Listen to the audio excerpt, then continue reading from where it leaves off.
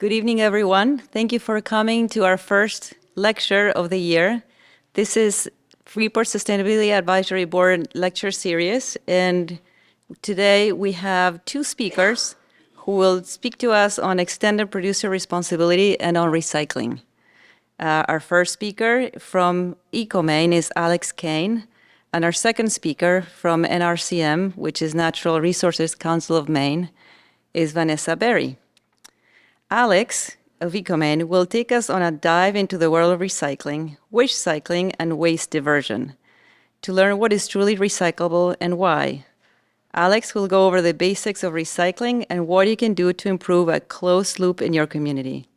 While working with the Maine Audubon and now with Ecomaine, global sustainability and native species protection have served as Alex's favorite subjects.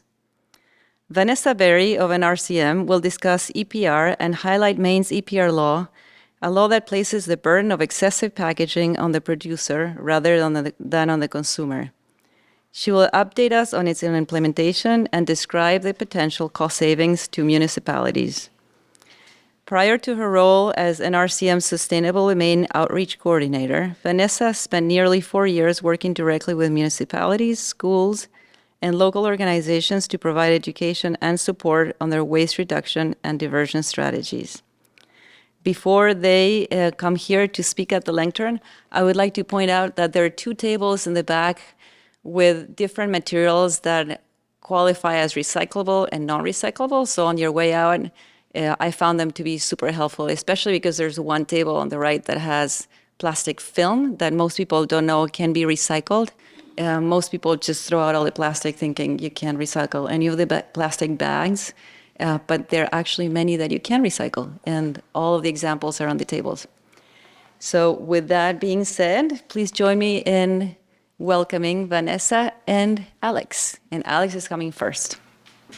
So my name is Alex. I am from Ecomaine. I am one of the environmental educators, and one of our towns is Freeport. So we take Freeport's trash and recycling, which is great. Thank you.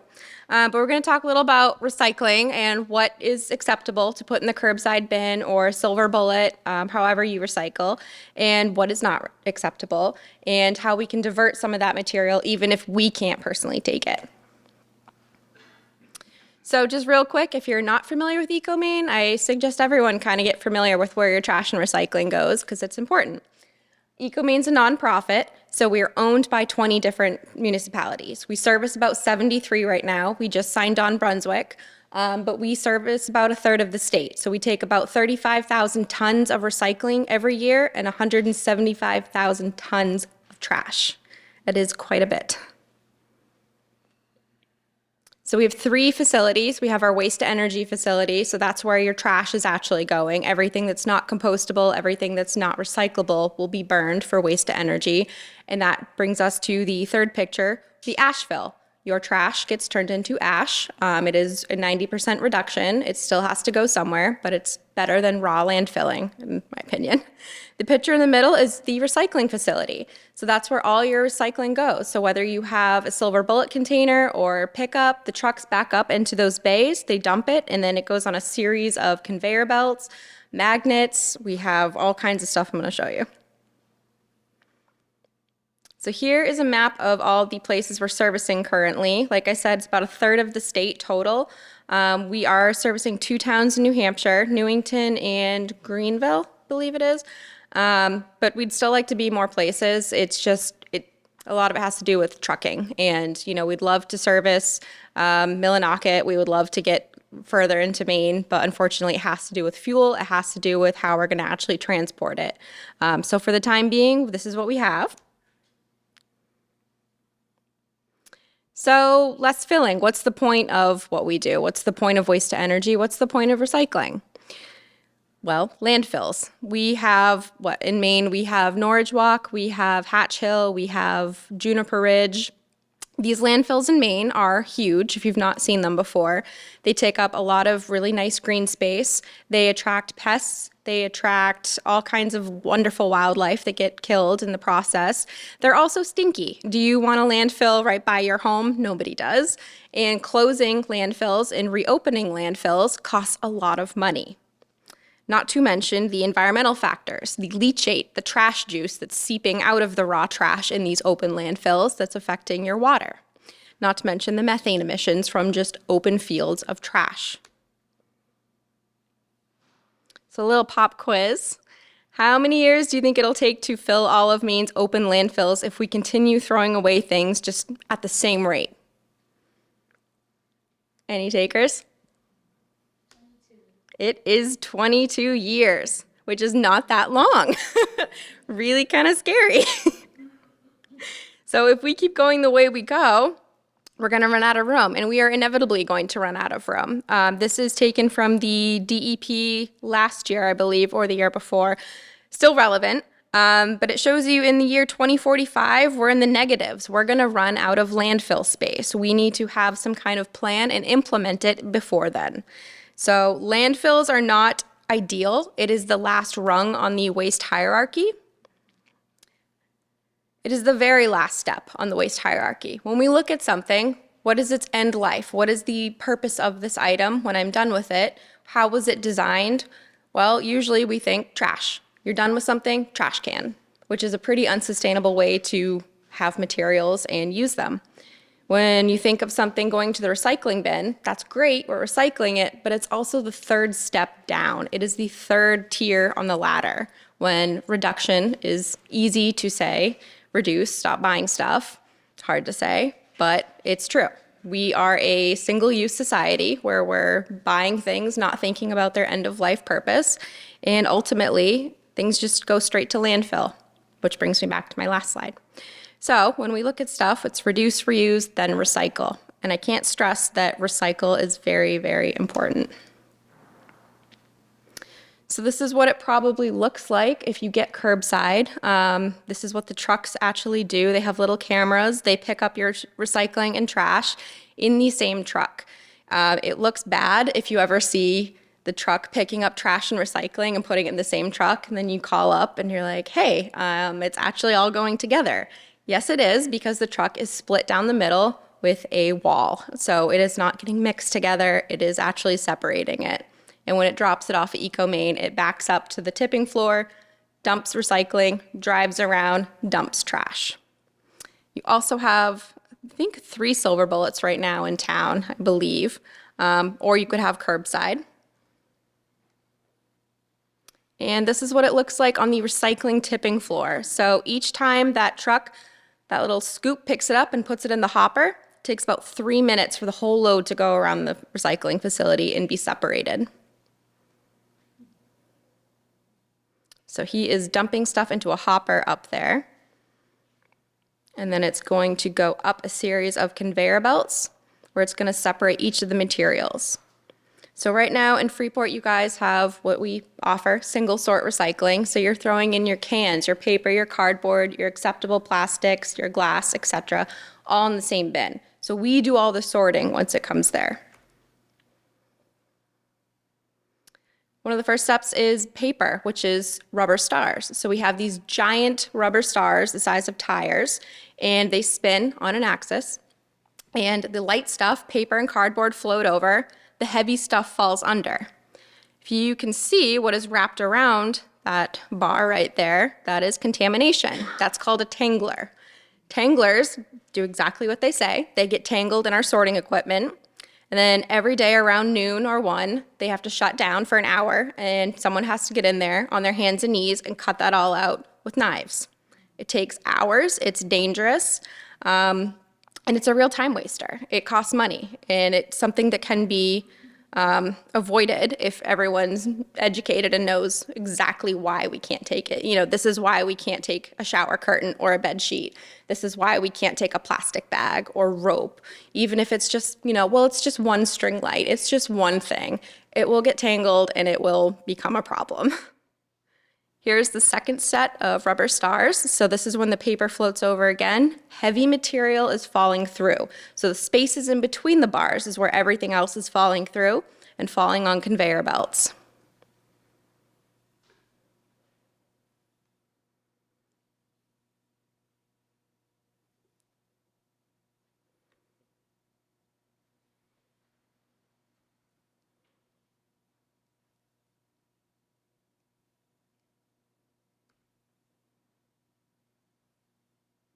So here's some common contamination. Everything from diapers to clothing to food waste, all that has to be removed by hand. It's a very tedious job, but I know that the workers in there that are doing this every day, it's just absolutely normal to them to pull out swords or dead animals or dog poop bags with poop in it. It's kind of discouraging because that completely ruins the recycling stream. That ruins, a bale that could have been great for paper. It costs money, like I said, and time. And it's also very dangerous to them. One in particular is needles. So there's been a lot of needles going through the recycling bin. Doesn't matter where it's from, but even if you put them in, let's say, a purse or a box and you think that you're helping, contaminate or contain them all together just because, well, they're plastic, their syringes are plastic, the tips are metal, it must be recyclable. It is not. And then when someone does inevitably put their hand in the box or container to pull them out, they prick their fingers.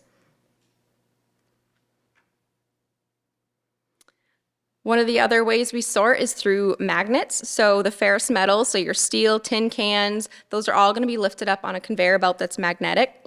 And at the same time, the non-ferrous metals, so your aluminum pie cans, your soda cans, that's going to be pushed with a reverse eddy current that blows it through a tube and down into the correct bale.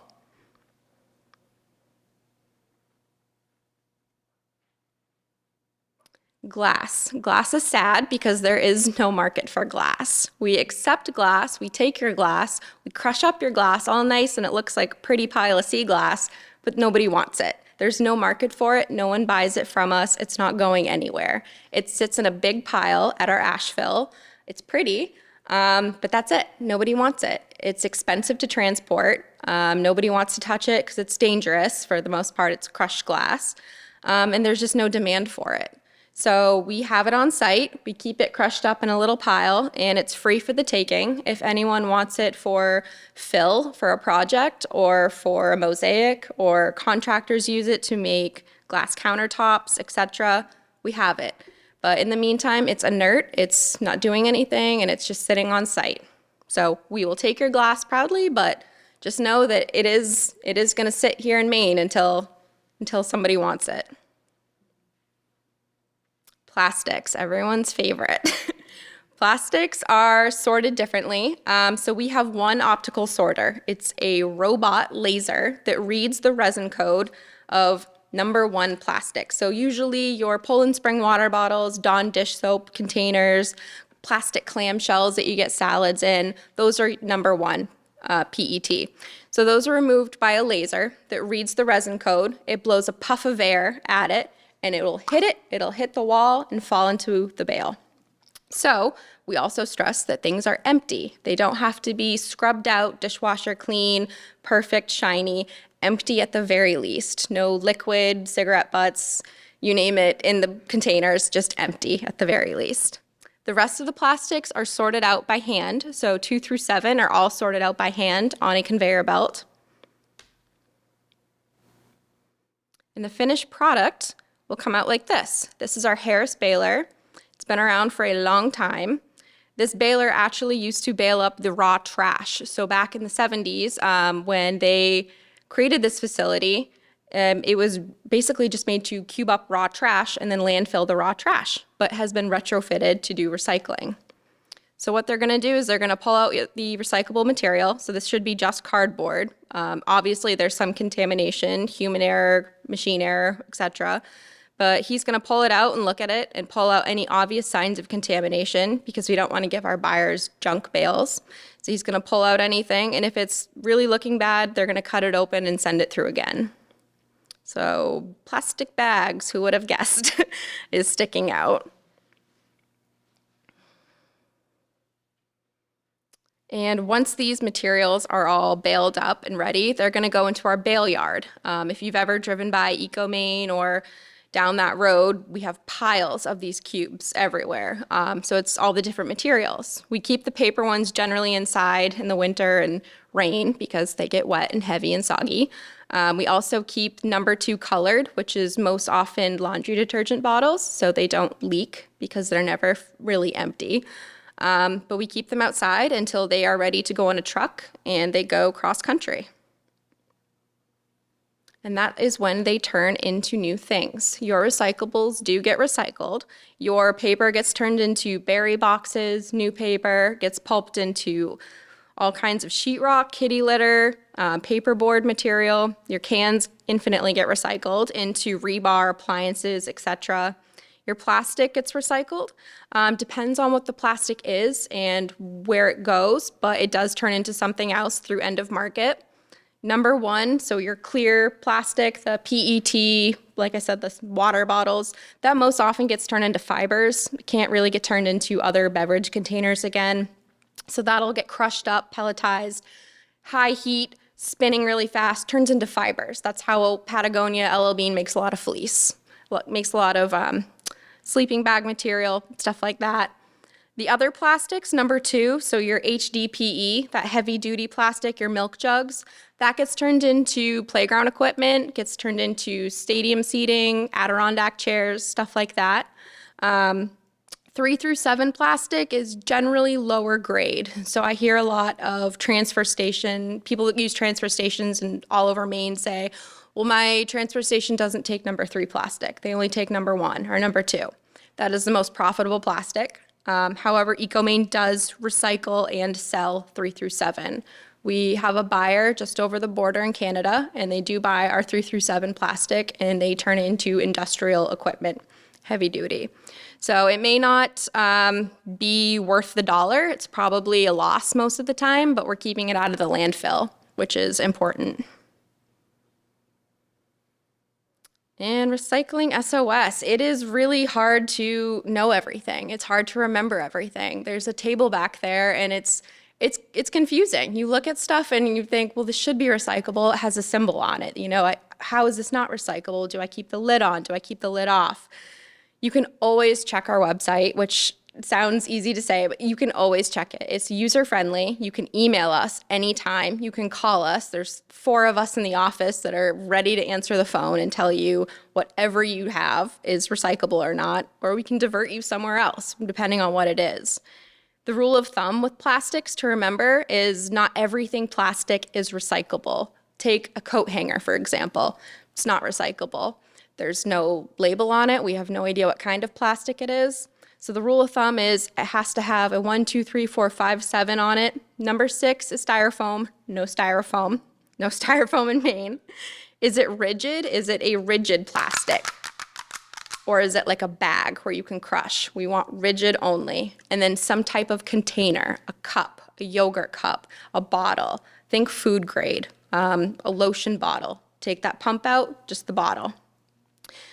And if you're still not sure, you can always check the Recyclopedia, which is an app. But like I said, if you want to talk to a human, give us a call. Give us a call or email us at info@ecomaine.org because we want to help you. We're servicing municipalities. We're serving the community. We're here to help you. We want to help you recycle better because we can help you get money back into your community.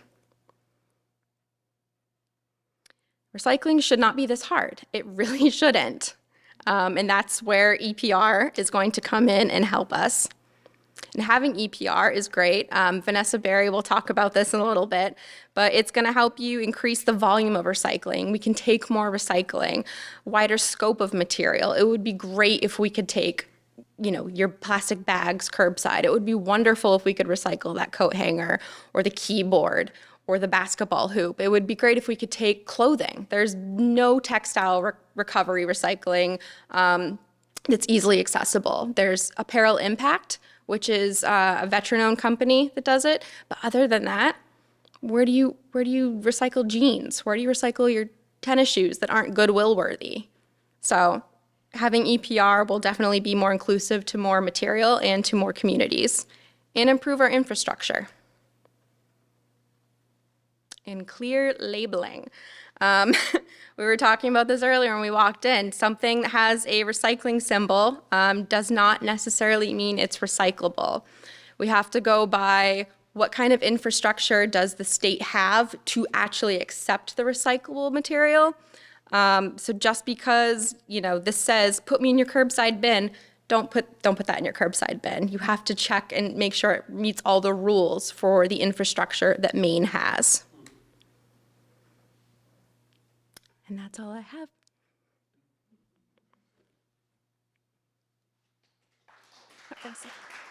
Thank you. So my name's Vanessa Berry. I'm the Sustainable Maine Outreach Coordinator for the Natural Resources Council of Maine. I'm also pretty green to the organization. I joined in April of this last year. So I came in right after everyone was rallying around EPR. It kind of came in like right in the quiet time of the legislative session after past everything. So I know a lot about EPR. I have a lot of experience working in the waste industry, so I know all of the good things that it'll do. But yeah, I wasn't in the trenches of the legislative session doing this work. So I have an extensive knowledge of it, but full disclosure, I wasn't there, so I'm just speaking from the experience of my colleagues at NRCM. But I'm here to talk a little bit today about EPR for packaging, as well as EPR for other things in the state of Maine that already exist, and how this can really benefit Mainers and benefit Freeport as well. So basically all I'm going to talk about today, I'm going to give you a little bit of an introduction of NRCM, just in case for those of you who aren't familiar with our organization, a little bit of background into extended producer responsibility, what that even is. Show of hands here, how many of you have been following this bill? A few hands, yeah? How many of you could tell me if I asked you what EPR is? Couple hands, maybe fewer hands, okay. That gives me a really good ground to work with. So I'll talk a little bit about it. Hopefully by the time you leave here, you'll have a better knowledge of what extended producer responsibility means and what it means for us here in Maine. I'm going to talk about some of the opportunities that are available for municipalities with this new law when it comes to fruition, what the timeline of this law looks like right now, and then we'll turn it over for questions from the group, and I'm really looking forward to hearing what you all have questions about. So first things first, about the Natural Resources Council of Maine, we are located in Augusta, right across the street from the Capitol, which is very convenient for a lot of the testimony and advocacy work that we do. We are first and foremost an advocacy organization built around protecting Maine's environment. So we have 6 program bucket areas that we work in. I come from one of those, but there are 5 others that are doing all of this really great work on environmental issues. So we focus on climate and clean energy issues. We focus on healthy waters, forests and wildlife, sustainability, which is where I'm housed out of. We also have somebody dedicated to kind of focusing on emerging issues in the State House. And we have federal policy advocates that work on watching the bills that happen in Washington and advocating for Maine's environment there. So those 6 programs come together, and that makes up the Natural Resources Council of Maine, and we get a lot of good stuff done for Maine's environment. I'm going to talk about Sustainable Maine, for example, and the extended producer responsibility, essentially what that means, and I'll talk about exactly what that looks like already in Maine, is it's product stewardship laws that require that the manufacturers of products share in the responsibility or take full responsibility of collection, recycling, or disposal of their product and or its packaging. So they're taking ownership of the stuff that they're creating. Kind of setting the stage in the background for EPR for Maine, it started really, these conversations around product stewardship for packaging started after the National Sword in 2018. For those of you who are not familiar, there was a crazy market crash in the recycling markets back in 2018 when China stopped taking a vast majority of recycling. Here in Maine, and I know for Ecomaine specifically, that really hurt the most when it came to mixed paper, and it also created pinches around mixed plastics because there's a huge reliance on China to accept most of the world's mixed plastic and mixed paper. When they stopped taking material on an international level, it was largely due to contamination in the streams. So Alex clearly demonstrated some of the examples of contamination, but it was pretty egregious at the time. When they stopped accepting the material, they were getting loads of recyclables that were about 20–30% contaminated, meaning they would cut open one of those bales of recycling and find that a third of it was garbage that they couldn't even use. So unfortunately for them, they had to draw that really hard line and say enough is enough, and I don't really blame them, and I'm sure many of you wouldn't either. But they stopped taking that material largely due to contamination. But it really shook things up for the recycling market, and it really proved how there were opportunities to build resilience around recycling. So it had heavy impacts. It became a cost for most towns where it used to be a free service or a profitable service to offer recycling. And then we started to see towns start to scale back their programs or completely dismantle them altogether. So this was a really alarming change that really spurred more conversations around making manufacturers also part of the solution in ensuring that this material gets recycled and disposed of properly. It's also a huge cost on Maine taxpayers. $17 million annually is kind of what's estimated to be spent on disposal of packaging through recycling infrastructure and through our landfills and waste-to-energy facilities in the state of Maine. So just every year, we spend about $17 million on this stuff. And this is stuff that we have very little control over. As you can see on the back table, there are lots of different types of packaging. Different brands create different types of packaging, and then places like Ecomaine are forced to kind of react to that packaging. They have very little say in how it's created. We as consumers also have very little say in how it's created, and we're just forced to deal with it with our tax dollars. So it's a taxpayer-funded system. There's also discrepancies in collection programs. So as Alex said also, when she was talking about markets, some places don't accept all the different types of plastics. Some places have different, structures set up for what they can and will accept in their transfer stations, or maybe they have a single sort, or maybe they don't. So all of the different towns are fairly inconsistent when you look at one next to another. Which also makes it very difficult if you move from town to town. You have to do a lot of research, and that's on you to figure out exactly how your program works.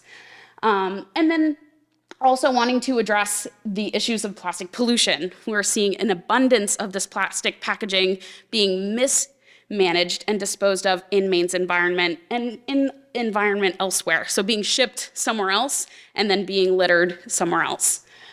So we're seeing excessive unnecessary packaging. We're seeing it be mishandled and misdisposed of. It's confusing, and something needed to be changed in that system. So enter extended producer responsibility for product packaging. Other countries outside of the United States already implement this. So they already have producer responsibility for packaging in a lot of Europe. And in many provinces in Canada are already implementing extended producer responsibility for packaging and for other, materials as well. So this isn't something new for many of these big companies who are manufacturing and distributing worldwide. This is old news, and for Maine, this is just a drop in the bucket for them. We already are known in the state. Maine is a leader in EPR laws across the country. We were the first state in the nation to pass this legislation, and we've been followed by 3 others. And we're hoping that this will be a domino effect, and we'll see more states kind of joining along as we go. We want to prove that this is a successful proposition and that this law will work, so that we can get others on board, and then we can have maybe national product stewardship for packaging. But this is old news for Maine. We are already seeing EPR for beverage containers through our bottle bill, where manufacturers take some of the financial responsibility for making sure that gets recycled. We're seeing it for rechargeable batteries through some of the call to recycle drop-off locations throughout the state. We're seeing it with mercury auto switches, with electronic waste, where many retailers take back e-waste. We're seeing it with mercury thermostats. A lot of things that contain toxic materials. We've already put the pressure on these producers to have a take-back program and make sure these materials are being managed and disposed of and recycled properly.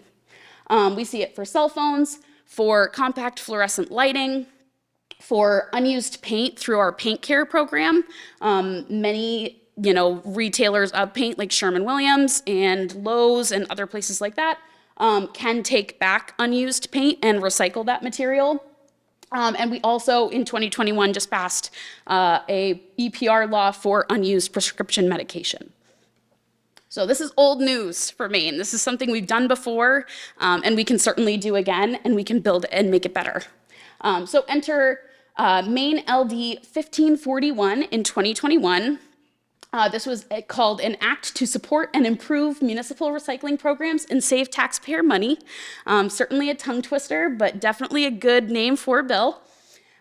We really believe that EPR for packaging in Maine makes recycling systems more efficient. It reduces waste because these manufacturers are then forced to pay for their packaging that they distribute through the state. It helps them acknowledge the cost of their packaging and make less of it. It also kind of forces them through eco-modulation to shift the nature of their packaging, to make it simpler to recycle, to make it more frustration-free. I can't imagine if, maybe a shared experience for all of you that when you open a box and you find another box inside, you kind of wonder why didn't they use that box in the first place when they shipped me the thing on Amazon? So hopefully this system will help improve those efficiencies and reduce costs for both manufacturers and for Maine taxpayers. It's more sustainable because it helps us become more resilient to these market cycles of whether or not a plastic is doing well in the commodities market. Municipalities aren't going to have to shoulder the cost of managing that material and managing that program. This is going to be a shared responsibility with these manufacturers. It also creates less prohibition of being able to recycle. So it's going to make it a little bit easier for the municipalities who currently have dismantled recycling programs to get back into recycling, and they're going to have some reimbursements in place from these big brands to help support that recycling cost. Essentially, that's how this works. I'll talk a little bit about that on one of the next slides. But another one of the benefits, too, is that it's going to be more equitable. It can create more widespread access throughout Maine for recycling. And again, it holds the producers accountable for the packaging that they created and distributed through the state of Maine. So how this works is the program is going to be overseen by the Maine Department of Environmental Protection. They work with a third-party producer responsibility organization, or a PRO for short.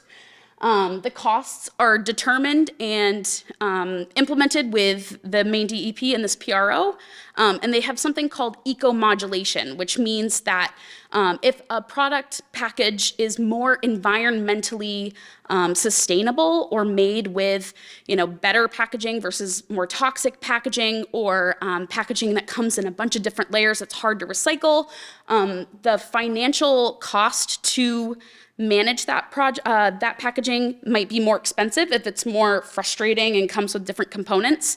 And so those producers are going to pay more than if you're packaging things in just a cardboard box, for example, something that's easy for people to recycle. It's going to be modulated so that the producers pay more with how frustrating their packaging is and how complex it is to recycle. Producers are going to have to kind of change the way that they design their packaging. They're going to have to think about the end of life in part of that design and when they're packaging their material, so that they pay less fees, but it also forces them to cover the end of life disposal cost of that packaging. The fees are then sent to this third-party group who redistributes that money back to municipalities to reimburse them the cost of recycling. So that way, if the towns are recycling, if they're doing their part to make sure the stuff gets a second life, they're going to get reimbursed their share of that cost. And that'll be done by the manufacturers. So they'll go through a third party to get the money and distribute the money to the towns. Which then means that the municipalities don't really have to pay for the cost of recycling those packages. And then, again, they're not responsible for fully funding recycling. So it's really shifting the burden of managing a recycling program back onto the producers who are making all of the stuff that we then have to recycle and dispose of in our infrastructure in the state. We've had some questions about will this change the cost of goods? Will the cost of goods go up because producers are then going to have to pay for all of this packaging? We have no evidence from any of the other places around the world that implement this policy that have these EPR laws. There's no evidence right now that that increases the cost of consumer goods. Even in places like Canada, where there's some provinces that participate in EPR and others that do not, between those provinces, the costs are very, very much the same. There's really little difference in EPR, price for shampoo and non-EPR price for shampoo across different provinces of Canada. So we don't expect that this will, inflate the cost of consumer goods. For example, just to give you some numbers, in Quebec, the fee for 1,000 plastic yogurt cups is about $2.66. So they're really looking at a quarter of a penny for each container that they're putting into the system. But that money then gets brought back to help set up that infrastructure and make sure the money gets back to supporting these recycling programs. Their recycling programs are also very effective, and they're getting a lot of this material back versus in Maine right now, our current recycling rate, we don't have very good data to say exactly what the number is, but it's somewhere around 30%. The state's goal for recycling since I think the 80s has been 50% recycling rate, and we have never achieved that. So this is really going to pave the way for us to get higher recycling rates because it's going to uncomplicate the packaging that we're dealing with in the recycling streams. And it's going to make it easier for everyone who's looking at an item to know exactly where it goes. And they're going to be a little bit clearer. Kind of like Alex pointed out, that clearer labeling equals better recycling because people know what to do with this stuff and it doesn't get mis-recycled and thrown into the recycling stream when it's not.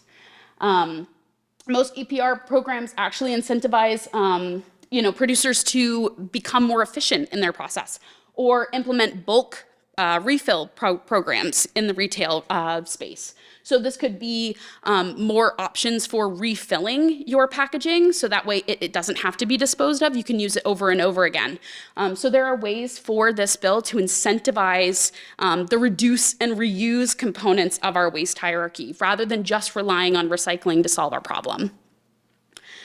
So who pays for packaging under EPR? I know that chart is very, very small, but the takeaway from that chart is in British Columbia, where they implement EPR laws, that the wealthiest 5% of businesses are actually funding about 80% of the EPR program cost.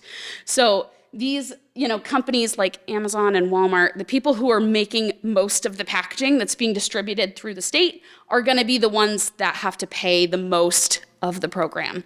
There are also exemptions for small businesses and businesses that don't make a lot of waste. So they factor in that we don't want to hurt our main small business owners with additional fees for their packaging when they don't really have the option to kind of switch around because they're so small they can't scale up. So in reality, it's mostly big businesses that are funding this program. So what's next? And I'll wrap it up for questions in just a minute. EPR can really support municipalities because it's going to reimburse the cost of recycling in your community, which also can help people recycle who are not currently recycling and get more widespread access to recycling in the state. It also will help create a pocket of money for investments in more recycling infrastructure. So Alex pointed out as one example that glass recycling is really hard to do in the state of Maine. There could be a potential for money from these producers to go into a fund that helps support a glass recycling facility in the state, or some program that can then take that glass and recover it and recycle it in a proper way. So this money could also create opportunities where in Maine they just don't exist yet. It helps incentivize reduction and reuse of packaging, which would create less trash. So even our trash budgets would go down because we won't see as much packaging in there. It'll also create more equitable access to recycling statewide, as I mentioned, and less contamination and consumer confusion because things will be labeled appropriately, hopefully. There will be incentives for businesses to make sure that people know how to recycle this stuff, so it gets recycled properly, and it gets disposed of when that's appropriate. There are ways that municipalities and individuals can stay updated on EPR because we're in the rulemaking process right now. NRCM is going to be advocating on behalf of the towns tirelessly for the next 6 or 7 months during the rulemaking process for the Maine DEP. They're kind of having these stakeholder conversations now with people from the recycling industry, people from the towns, people who are representing the producers to make sure that everybody's on the same page about what this law is going to look like. So we're kind of fleshing that out right now, so you can kind of watch it unfold. You can get emails from the Maine DEP by going to their website. You can just kind of search if you're, pressed for time. You can look up Maine DEP EPR law, and their page has all the information you need. And you can participate in the stakeholder process, especially if you are a representative of your municipality. Now is the time to get involved because they're going to start talking about municipal reimbursements next month. So if you want to get the maximum reimbursement, you got to be there to advocate and make sure your voice gets heard in those conversations. So those are coming up actually starting on Thursday. So this is the beginning of the process. It's the first meeting, so we're gearing up for all of that. But if you are interested, join the email list, participate in the conversations, even just listen if you're interested and want to learn more. But there's an opportunity for people to get involved. I've got the dates right here. So if you want to take a screenshot of that, feel free to do so. But yeah, save the dates. Like I said, the first one's coming up on producer exemptions. So they're going to start talking about what producers are going to be expected to pay for and what they are not, which is something we're going to be advocating that they pay for all the things. But that's coming up on Thursday, and then they've got another one in a couple weeks right before the holidays. And then municipal reimbursement is January. They're going to talk about the recyclability of packaging, determining what's recyclable and what's not. How places like Ecomaine are going to have to audit their recyclables and what that program is going to look like in terms of record keeping and data. So that's going to happen in March. In April, they're going to talk all about infrastructure and investments in infrastructure and education. So making sure more people are aware of what can and cannot be recycled with money from this program. So that's happening in April. And then in July, they're going to start talking about how municipalities are going to get paid and how they're going to have to report out on their recycling rates. So that's going to happen in July. So save the dates there if you are interested in being part of this process or just, getting updated as things go. And thank you so much for your time. I look forward to answering any questions you have.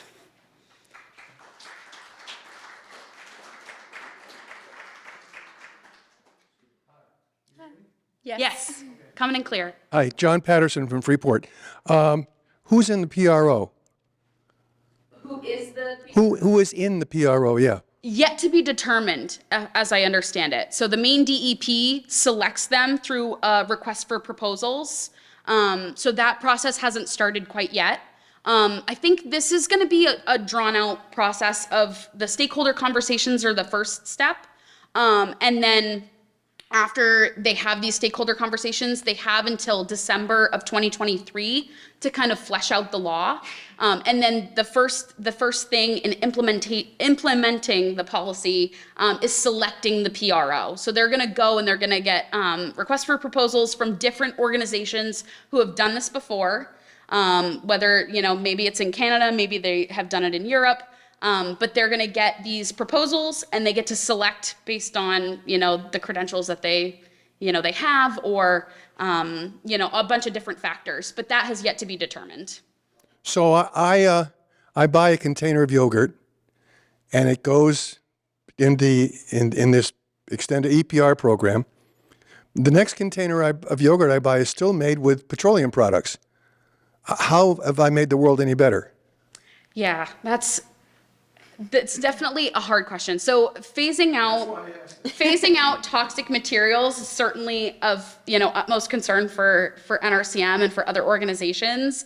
Part of EPR is getting more recycling into the stream so that we can use recycled content versus virgin content. So extracting petroleum for the purpose of making plastics. Nobody's using reused plastic for food product containers. Yeah, so it is tricky because the streams can be contaminated. So like Alex, you kind of mentioned that some plastic streams, like number one PET, typically get turned into fleece because they're not as clean of a stream. Like in the bottle bill, for example, when it's all food grade plastic, they have a higher likelihood that they're able to use that to manufacture into new food grade containers because they've only used food grade containers. So there is nuance and complications to the recycling system, and we're certainly working on trying to make these programs more efficient. I think ideally what we want for EPR is to make producers financially responsible for the mess that they've made first. And then advocate for the types of packaging that we want to see through that eco-modulation. So I think if businesses are going to refill models, for example, they're going to see a huge reduction in their costs on this in this EPR scale. Your yogurt would be nice and glass. Would be so they may create infrastructure. Just top up and open a bale. You don't do anything with glass.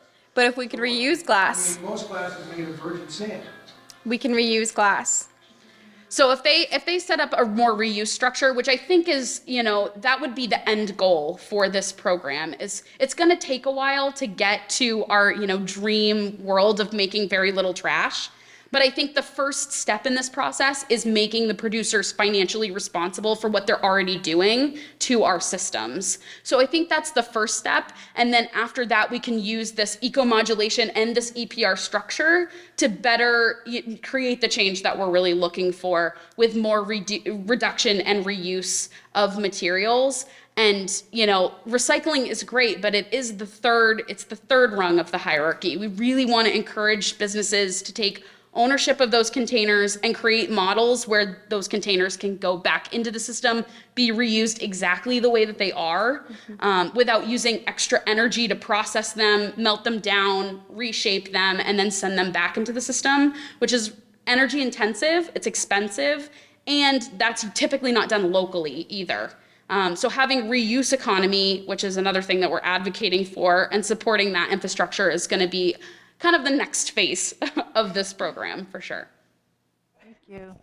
Hi, I'm Alexandria Hollauer from Freeport.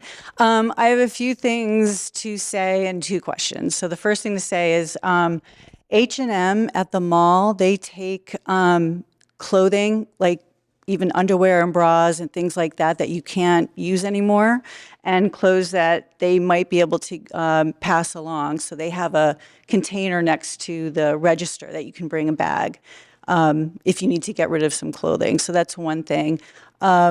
Origins Makeup was taking containers that I couldn't recycle, like squeeze tube stuff. I just went there and they're not there anymore, so I have to find where they are. But they said they send it to New York. I don't know what happens with those. And the other one is another company called Madewell. They take jeans and they cut it up and use it for insulation. I don't think we have one in Maine, but I heard there was one coming. So I don't know, that's something to keep in mind. The other two quick more things is Go-Go Refill is a wonderful store that she just opened a second store in Brunswick. I have not bought liquid detergent or laundry detergent in, she's been, a year and a half, I think she's been open. So I just keep reusing the same bottles over and over and over. We just refill them there. That's a really great resource. And then the last thing was two questions for you. One is I volunteer at my son's Boy Scouts. Would you be open, can we do a tour with the Boy Scouts? Because we're really trying to change over them to get really used to recycling and composting there. That's one question. And the other question was, I've heard, I don't know if this is accurate, but some places have said that such a small % of things really do get recycled. I heard that somewhere and it was heartbreaking because I've been recycling since I was in my 20s. And I'm like, I've been lugging things around just to recycle, and I don't know if there's truth to that or not. So if you could speak to that as well. Thank you. So I can start with, I'll get in touch with you about the Boy Scouts afterwards. We can work something out, whether they come in person or virtual, but we'll work that out. TerraCycle is the one who's taking your tubes, so your squeezy tubes. Sometimes I see that little infinity symbol that says TerraCycle. They take them back through a mail back program.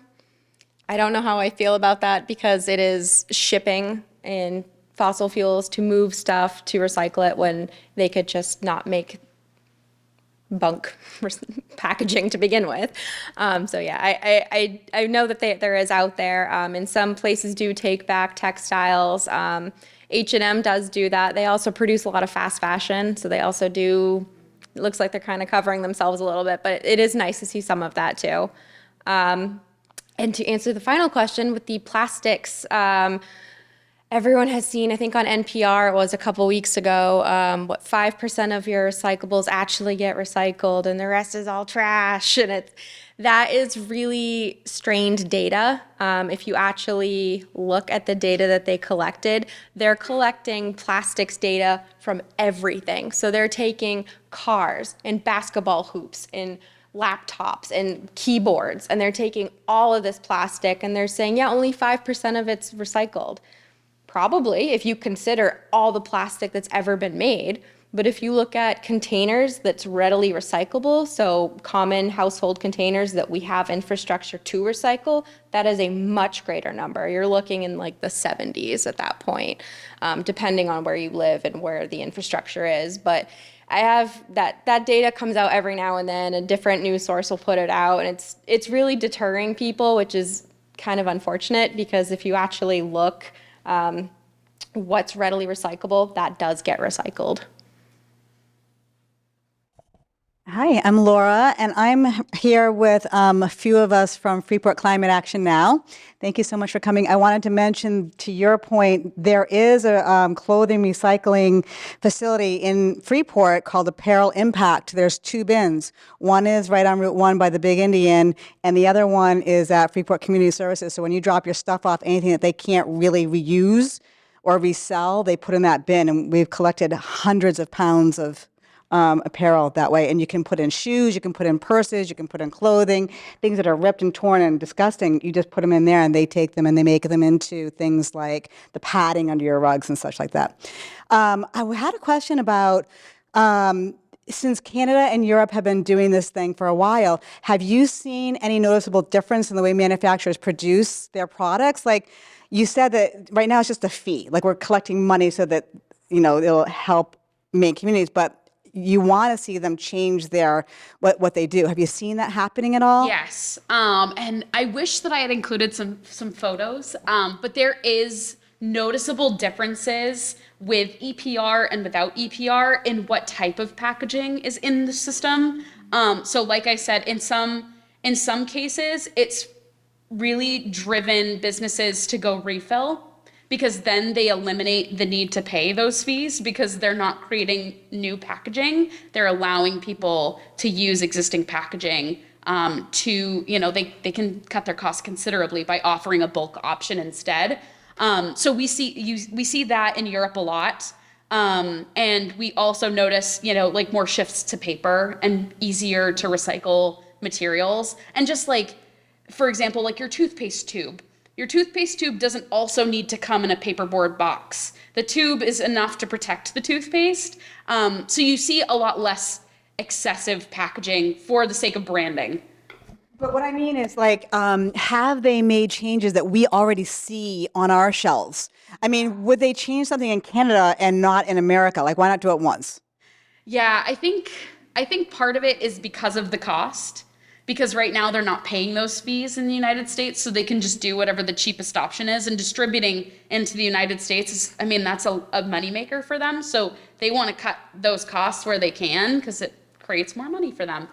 So we're not seeing very much trickle into other countries in response to EPR elsewhere. But we're really optimistic that what we're seeing in Canada and what we're seeing in Europe and what we're seeing in other areas of the world will be our reality here in Maine when we start holding them responsible for that. Because they've proven time and time again through these other countries that they're able to do it and they can meet these demands from other places. They just need to replicate that here. And I think the only difference is what's holding them accountable. And those fees are what really is holding them accountable, unfortunately. So how do you audit or quantify which companies or manufacturers' stuff is coming into Maine? how do you know, and then thereby figure out calculate how much to charge particular companies, like, whoever the laundry detergent people are, or the the electronics companies where the electronics are bad enough, but then the packaging, like these giant. I'm a teacher, and they just had laptops come in, and there was this giant styrofoam pallet.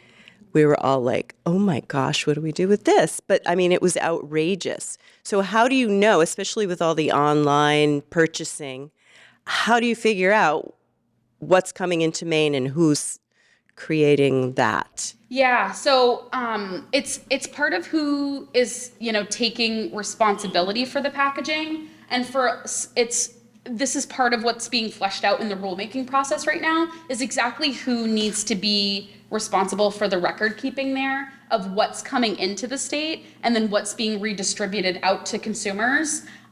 For like Amazon, for example, what you mentioned, they do this in other places. They know what they're bringing to Maine because they're shipping it to Maine. There's a shipping address and they know what's going to Maine. Just like sales tax, for example. They know how to charge the appropriate amount of sales tax because when you plug in your shipping address, they know. So it's going to be part of that, but it's also going to be part of collaboration with the Retailers Association, and making sure that Walmart is accounting for all of the different packaging, minus any that might be exempt, and that they're keeping track of what's coming in through their inventory and then what's leaving as well. So there's going to be, again, some troubleshooting, but some of this is also just going to be like, we're going to collect samples of the material leaving Ecomaine, for example, so that we know how much packaging that's entering the state through the retailers, but then we also know what's actually being recycled based on what's happening in the recycling facilities. So if we have a package that is recyclable, but it's not actually being recycled, that's something that we're gonna have to, address and make sure that education is increased around that particular type of packaging so that people know, did you know that this brand's new package is recyclable? You can put it in your curbside bin, and more effort can be, there to divert that material where it's supposed to go. So yeah, it's gonna be a collaborative effort. They're still kind of whittling out exactly what that's gonna look like, but I have no doubt that these systems have been done elsewhere. The brands and the manufacturers who are paying the most of these programs have done this before, and they're going to know how to implement that in Maine. Hi, I'm Josh Olens. I'm also on FSAB. Couple points. One is Goodwill Industries always has and still does accept any kind of clothing and cloth, no matter how badly wasted it is. They will shred anything into car seats just like these other companies or resell, from the top to the bottom. The thing that's happening is some of these other new organizations and frankly businesses, for-profit businesses, are skimming the high quality stuff, and the garbage is still ending up at Goodwill, which is not really for profit. It's really a social agency. And to be clear, these companies that we're giving our nice fancy clothes to or whatever, they're selling it and making some money on that. Who's making it? The other thing I was going to talk about is TerraCycle. So I've worked with them for years. I'm a teacher. We've collected stuff in my room for years for them. And what I found actually was that, take Capri Sun bags, for instance. As soon as the families and the kids started to think that it was recyclable or had a higher good, they all went out and bought more of the crap. And it just started piling up. And it's an excuse. It's like backwards thinking. We are not recycling it. And the only real way to encourage that is to stop buying it. So I say, you can hang it on me. Don't give to TerraCycle. Don't save your toothpaste tube. There's nothing good happening to that stuff if you send it to TerraCycle. I'm also curious, given this rulemaking phase now for the EPR bill, is the chemicals industry a strong lobbyist? Are they trying to get their claws back into the bill now that it's passed? Or is it are they pushing back and saying and giving resistance there? Or is that phase of it gone now?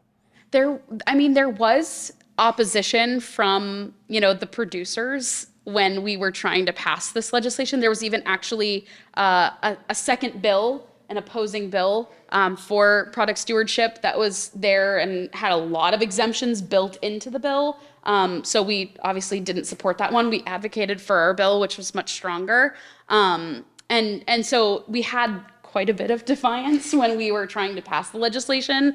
And again, we had support from residents, from Maine taxpayers who are really sick of having to throw all of their plastics in the landfill, who are really sick of having to pay out of their tax dollars to fund these programs when they're not making the stuff.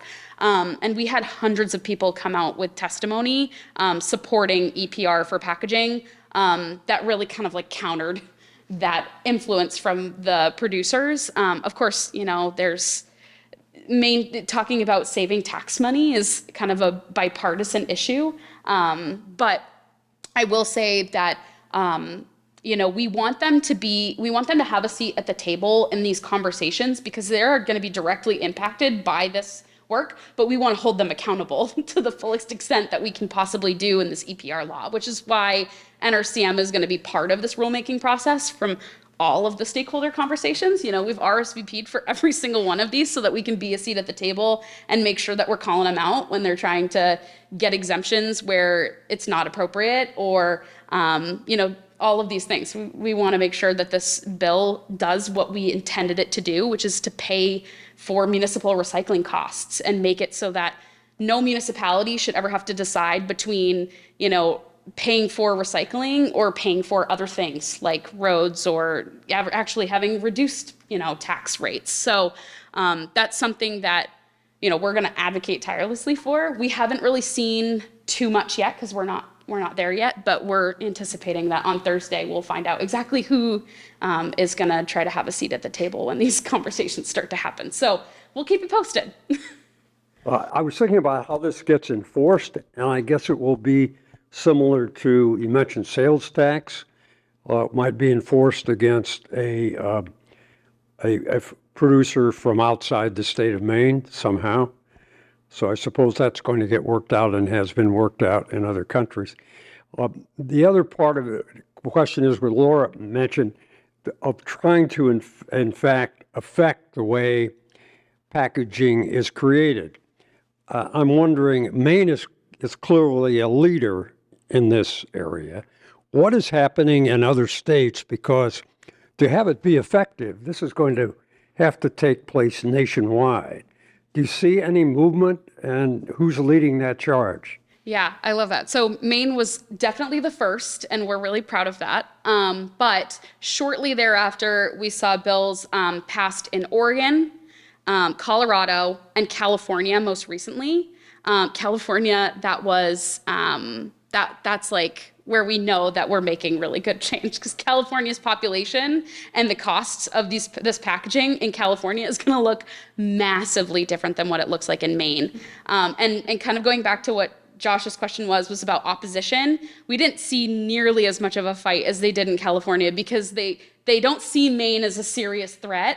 But we were the tiny snowball, and now we've got a massive avalanche of states trying to force these producers to pay for their packaging. So that was, I think we started it, thankfully, and we were the first ones to pass it, but we are seeing it in the states that really, truly can put the pressure on these producers.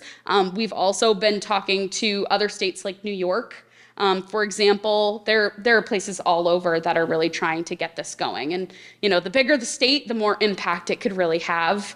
And, hopefully we reach a critical mass. It's kind of, how NRCM operates at the municipal level. We try to get one town and then another town, until all of the people we're advocating against are like, all right, we're sick of this. Can we just do it at the state level already?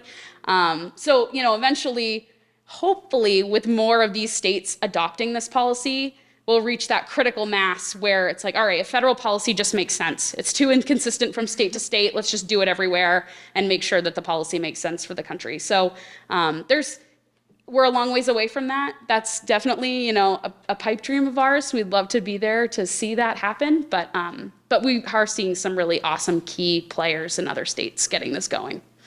So you said that this all kind of started in 2018 when China stopped taking our trash to recycle. So is the infrastructure there now, if we're going to increase recycling through these fees, is the infrastructure there to do anything? Kind of getting at your question again about how much is recycled. Yeah. So I think part of it too is with this eco-modulation, it's going to encourage recycling of truly and readily recyclable material. So for example, cardboard is always going to have a market. There's always going to be somebody that's going to be able to recycle cardboard in the United States, or we might, have to send it a little bit further north to our friends in Canada. For Maine, that's really not that much of a stretch when you think about why would we send it to California on a truck when we could send it to Quebec up the road. So I think there are some, types of packaging that we're going to encourage more than others, and those are going to be things that have more consistent, regular markets. But those might change over the years. Packaging evolves and markets evolve because of just the nature of manufacturing. So I think the bill is open enough about defining what recyclable is.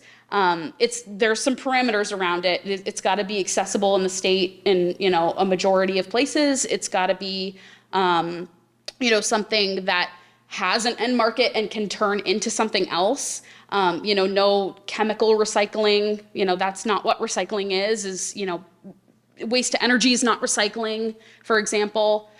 So really clearly defining what recycling is and then determining what's recyclable with those parameters. I think that has the opportunity to evolve over time to really reflect where it's going, what it's turning into, and then making sure that manufacturers are designing things that can turn into new things within the United States, and they have the capacity to do that.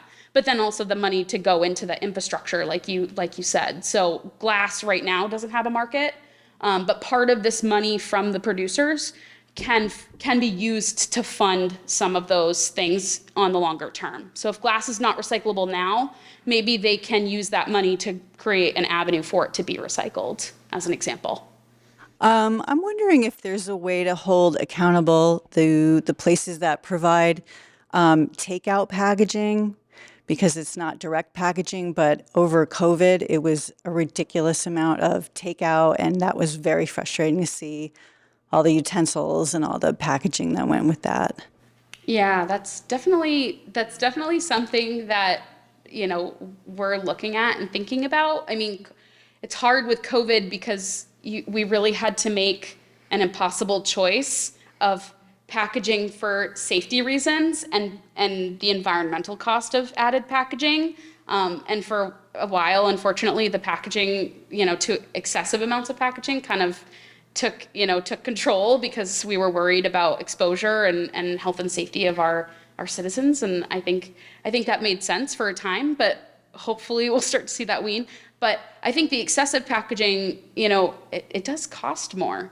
And I would say, one thing is that as power to the people is, as a consumer, we all have the ability to advocate, and they get enough emails or they get enough phone calls, and maybe they'd be driven to make some changes.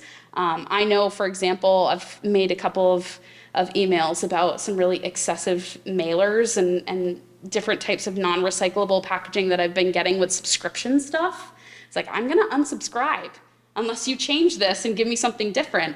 And they gave me something different, which is, so I think the squeaky wheel gets the grease sometimes. So enough people advocate for something different, and, they're only forced to make that change. So I would encourage in the time being to use your voice for that change that you want to see. Because you never know, you could be the fifth person calling about that excessive packaging that is really irritating you. And that could be the one that really sets them on the path to doing something different. Hi, I'm Andrea. Real easy question. Is tissue paper recyclable? No, the fibers are too short. They've been kind of pulped at their max. Unfortunately, no. Okay. And Compostable. It's like in compost. like tissue, like packaging tissue paper? Any paper towels, tissue papers, napkins, compostable.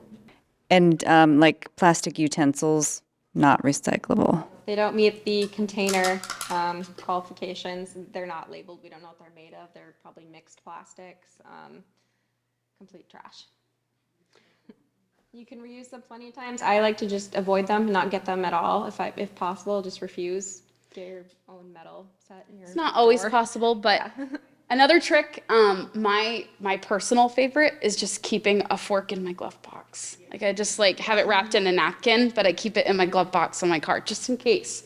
I have like a little bag in the back too with like a little Tupperware, and I'm always ready when I go out to eat. And I'm like, do you need a box? And I got my own, and I'm the weirdo that opens up my Tupperware. Brought my own Tupperware when I came out for dinner. So it's a little awkward, but you get used to it. You get used to it. And then kind of just thinking about how the different municipalities have different ways of recycling, and that's what's so confusing. I don't know what my question is, but what's going on? Like, can't we all just agree? Set a standard. Yeah, like at least one, like just pick one standard. That would be ideal. The biggest discrepancy right now is we own, like Ecomaine, we just serve a third of the state. So someone in Vassalboro or Eastport uses someone that has Casella as their waste management. Casella is a profit-owned company. They're for-profit. So they have that ability to say, no 3 through 7 plastics, it doesn't make us money. We're going to bring the 3 through 7 to Juniper Ridge. Whereas, as a nonprofit at Ecomaine, we're going to take the 3 through 7, we're going to get nothing for it, but we're going to divert it from the landfill. That would be a nice, consistent. And some places, I'll also just note, like in rural Maine, for example, there is like a huge discrepancy in access.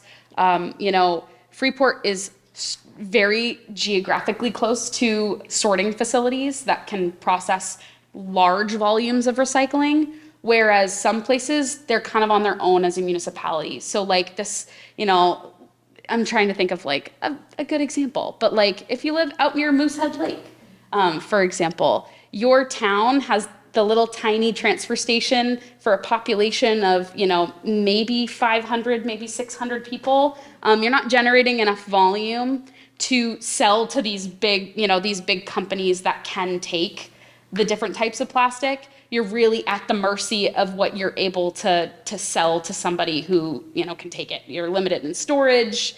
You don't generate enough to make a lot of money on it. You just got to do what you got to do. And so I think part of it is, geography in Maine is very spread out once you get north of Bangor, especially. And so it presents a lot of different technical challenges for people in the state. But one thing about EPR that's kind of a benefit is the definition of recycling has a lot to do with who has access. And so if, for example, 3 through 7s under this program may not be considered recycling, which would force producers to pay more money for them because and incentivize them to shift to other more readily recyclable types of materials, things that people, regardless of what town you live in, can recycle. So the DEP is tasked with the very difficult decision of determining what is recycling in the state, what's recyclable by most municipalities, and what they can easily find homes for in the commodities market to turn into new stuff.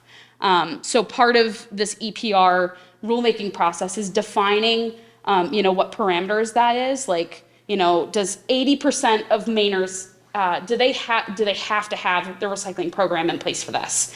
If they don't, it's considered not readily recyclable in the state of Maine, and producers are going to pay more for that stuff because they're making something that not everybody can recycle as easily. So that's going to be part of this equation, is making sure that, if it's cardboard, most people can recycle it. But if it's, a number 6 plastic, not so much. So they're going to pay extra for that type of packaging. So it'll incentivize them to do things that everyone can recycle. And it might actually create a more uniform recycling program because the municipalities will get reimbursed for that stuff that they can recycle. It'll encourage them to start accepting different types of things potentially if they weren't already. We're so lucky to have advocacy groups like NRCM in Maine. So many states don't have that. And we here in Southern Maine are so lucky to have Ecomaine that we really we can feel really good about almost all of our waste, because if it's not being recycled, it's being burned in the trash to energy facility and highly scrubbed, and very, very little pollution comes out of it. The entire country of Sweden doesn't do recycling anymore. They've moved to this trash to energy incineration and high-tech scrubbing. What about that option for, I know that you're just part of the group of the people at the table, but for other parts of Maine that can't reach the facilities down here, it costs too much carbon-wise and money-wise to ship from Moosehead Lake down to South Portland. But what if there were 2 or 3 other trash to energy facilities with those scrubbers that you guys have scattered all around the state? Is that an option? I mean, the expense of creating that infrastructure is pretty great. I mean, I know it's like $250 million to set up a waste to energy facility like Ecomaine today, like with inflation, because Ecomaine was they broke ground on that in 1988, something like that, somewhere around. So they did this when the technology was like kind of emerging, and not a lot of places do it now in the United States. So I think it would be really difficult for especially rural Maine, where they don't have a high population, to fund that kind of infrastructure. But I would also just to speak from a resource recovery perspective, that any material that can then be used to make new goods and eliminate the need for virgin material in manufacturing would be considered a win in that case. And also keeping it from we want to save things from being burned. There's a reason why waste to energy is a great strategy for trash, but it really should be our last resort. Landfill is definitely our last resort. We wish we didn't have to landfill anything, but waste to energy and landfill are definitely the last resort for for natural resource conservation and for really looking at how much waste we generate as a state. I think of, and this is the metaphor I use all the time, but I think of waste as an overflowing bathtub. And, when we think about solving that problem of an overflowing bathtub, we don't just go and, oh, it's overflowing, great, let's go get the mop. That's not the solution, is to run to the tap and turn off or turn down the tap as much as we can. So the solution isn't to go and start cleaning up the mess that's already there. We got to go and we got to stop the mess from being created in the first place. So that's really where, from an advocacy standpoint, that's really where we're going to focus our time and attention, is turning off the tap and eliminating all of this unnecessary and excessive stuff, and really being able to manage the stuff that we do have at the end of that process. So that's really, I think, where we stand on that, is really run to the tap, turn it off as best we can, and then go and clean up the mess that we've already made after that. To get back to the question about if it's not recyclable, kind of inflicting higher costs to the producer, would it be enough? So say, for instance, just going to the grocery store, a lot of things have shifted to plastic from paperboard, right? And paperboard, I presume, is that considered a recyclable material as easily as cardboard? So is the cost incentive, would it be enough to incentivize them to switch to paperboard? So instead of buying liquid Tide in a plastic jug, it could come in a paperboard jug, like our orange juice, for instance. Yeah, that's a good question. And so she asked a question about if the eco-modulated fees, the fees that would incentivize more readily recyclable packaging over packaging that's harder to recycle, if that would, for example, she was talking about laundry detergent, would they shift from a plastic jug to maybe like a carton like for orange juice. And it's a great question. I'm not sure what the price, what the dollar for dollar would be to make that transition. But I think that it does, in other countries, when we look at different types of packaging, like a toothbrush, for example, it may not come in both paper and plastic. They may simplify it so that all of it is paper so that it can all just go into the recycling bin, as is. I think it's just meant for that kind of design, those design changes to simplify and make sure that it can be recycled and it's a little less complicated when it comes to recycling and disposing of that stuff. The examples, I'm not sure quite so much what it'll look like yet, but we can look at other countries and kind of see what the differences are in their packaging and kind of go from there. Hi, I'm just curious why the market for glass is so bad. Is it the energy needed to remelt it? I think it's the energy, it's transporting it because glass is so heavy, and with fuel costs, nobody wants to pay that. It's labor intensive, it's dangerous a lot of the times. Yeah, and there's no plant that's located in the New England region to my knowledge. Not anything that's like even north of Massachusetts. There's not really an existing. So. But however, if you bring like wine bottles, for example, or glass bottles, beer bottles to a redemption center and they take your glass there, it's because they can color separate it and they are sending it off somewhere that they can do it. Whereas single sort, you're throwing all your glass in together. Yeah, that's part of it too, is the commingled nature of the recycling. It makes it harder to get what you want from it if you're somebody who's going to take a glass bottle and turn it into a glass bottle. But reuse them. Somebody mentioned Go Refill as one example. There are retailers out there that allow people to shop in bulk and refill their containers, and we love those. I donate my jars to Go Refill sometimes. I'm a glass jar hoarder, admittedly, glass jar hoarder, and so I nicely wash them and I donate them to Go Refill for people who don't bring their own jars.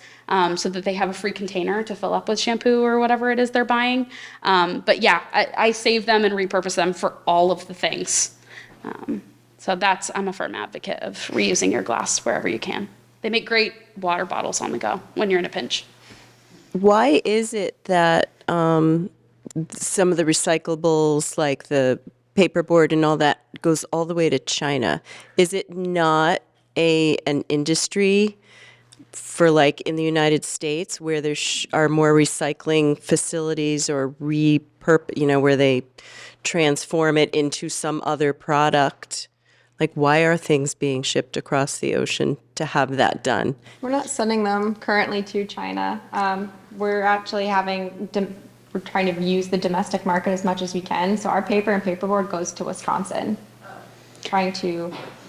Historically, though, I think what happened, and because Ecomaine did rely on international markets for some time, I speak with a little authority on this. I used to work there, but no, they did have those international markets, and then after National Sword, that really addressed a huge resilience problem. And I've actually been learning a little bit about this too, is, this is also like a question of national security, of being able to keep our resources domestically. But I think over the years, we saw Maine paper mills who were able to take recycled pulp and turn it into new paper. We saw them close one at a time, and that industry started to fall away. And China was there when that happened, and they came to the rescue, and they had a huge appetite for raw materials because of the heavy amounts of manufacturing that they do in China. And so they're presented an opportunity, and they were paying really good money for all that stuff because they wanted good, high quality material. And then slowly over time, the contamination issue just got to be too great, and they couldn't manage US trash on top of their own trash infrastructure. And that's really where the China National Sword came into play, was after doing this for almost 30 years, not being able to sustain that any longer because of the contamination issues that were at hand, and they really needed to be able to address it. And again, the overwhelming amount of waste, and they needed to turn off the tap of taking in global imports of recycling. And now it's created a demand for domestic product because when the value of paper dropped because China didn't want it anymore, mills in the United States started retrofitting their equipment, and it was kind of a natural correction in the system. So now we have more infrastructure because it was advantageous for them to do so. They were like, all right, well, we can make some money off this if we take recycled paper again. And so they reopened that part of their plants and pivoted to accept that material. And so we're kind of seeing it neutralize, now. But yeah, it's definitely a resiliency issue having to ship our stuff to global markets across the world, just because we had an overabundant amount of packaging waste. For Ecomaine, is the trash to energy side of your business profitable? Yes. We are making money by charging more for commercial residents to come and dump trash. Municipalities don't pay that much because But you make income from the energy you sell, right? we sell that back to the grid. Yeah. Yeah. I'm just wondering if that doesn't argue for the economic feasibility of building more trash to energy plants. And the comment was made that they're heavily capital dependent, which is certainly true. Yeah. But, isn't there a case to be made that this is entirely the wrong approach? That why not just burn it all of it that's burnable, and make electricity? We're still making ash. That is a renewable source of energy, and It is. we've got 18 million acres to dispose of ash. It is. There's got to be some suitable sites out there. It is, but we're still making ash, which is still going to eventually take up space. And we can't do anything with our ash. We can't really put it into roads. It's not been studied enough. They're looking at it now. What was there PFAS in the ash? So it's easy to say, yes, why don't we just burn everything and it's easier and skip recycling altogether. But that will eventually have a consequence because then you're getting an influx of everything, 175,000 tons. Well, times that by 3, and now we have tons and tons of ash coming in, and it does put off pollutants. Waste energy does put off pollution. It's significantly, I'd say, less than a raw landfill, but we don't need to be doing that at all. You were asked a question by my friend Bob about whether or not this is likely to catch on nationally. I was struck by traveling south, which we do periodically in the winter, and some of the large population states like Florida, for example. Maine passed a returnable beverage bill almost 50 years ago, a mandatory deposit. Florida has nothing.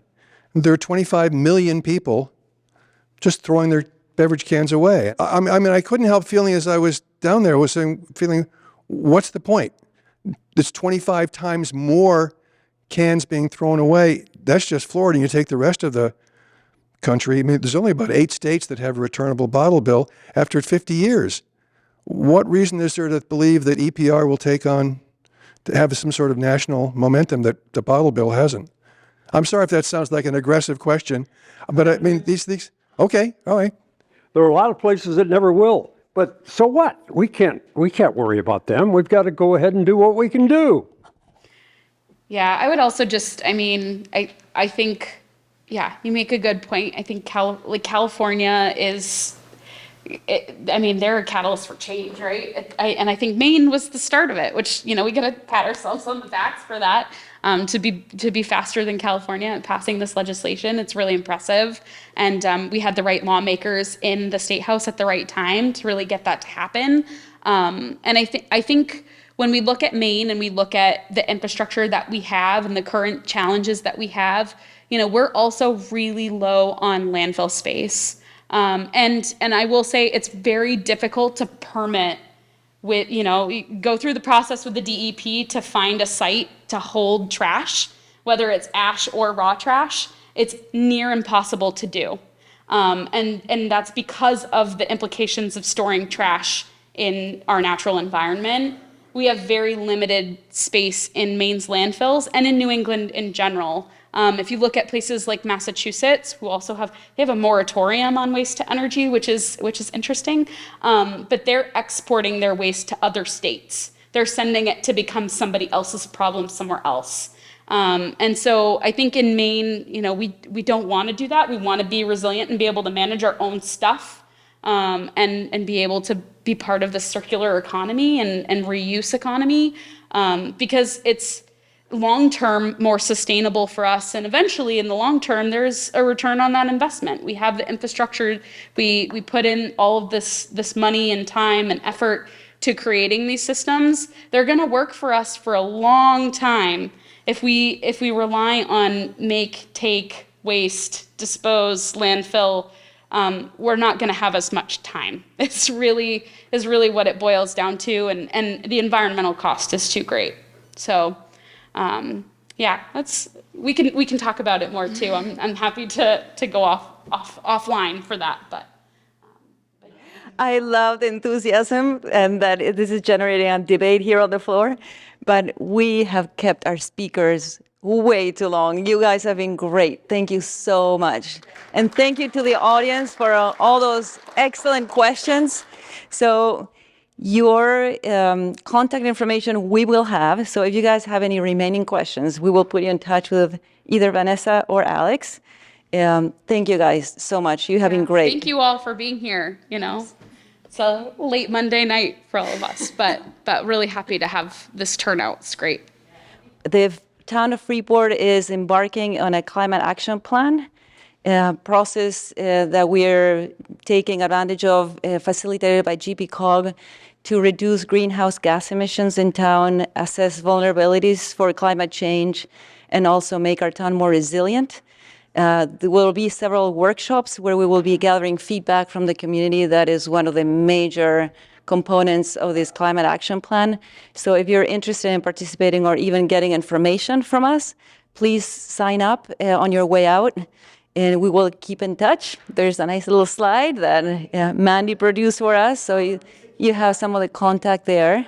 Thank you so much, everyone. We will have our next lecture in January, and it will be a discussion with Efficiency Maine. They will come and give us basically an overview of the program and how to make best advantage of what they offer. Thank you so much. Have a great evening.